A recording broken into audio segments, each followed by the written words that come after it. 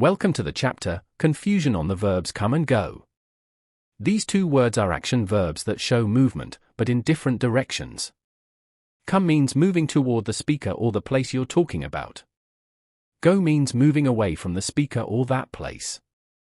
Example: she comes to school at 8 a.m., toward school. They go to the park every evening, away from home. Let's explore more examples. Come is used when someone moves closer to the speaker or to a certain place. Look at these examples. Come here, please. The speaker wants someone to move toward them. He is coming to my house. He is going to the speaker's house. Will you come with me to the market? The speaker is asking someone to join in going somewhere together. So come means moving toward someone or something familiar. Go is used when someone moves away from the speaker or current place. Here are some examples. Go to your room.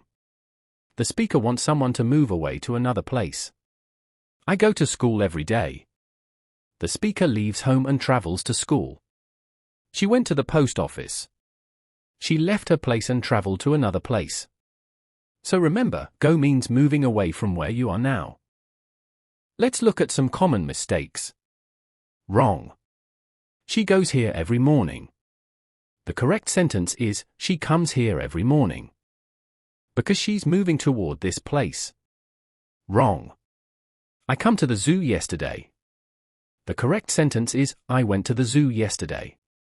Because it's past tense and shows movement away from now. Always check. Are you moving toward or away? What is the time, present or past? Let's quickly review. Come means to move toward the speaker. Go means to move away from the speaker. Now, try filling in the blanks. 1. Please to the front of the class. Come. 2. I to school at 8 a.m., go. 3. She with her friends to the playground. Went. 4. They home after the movie. Went. Well done. You now know the difference between come and go.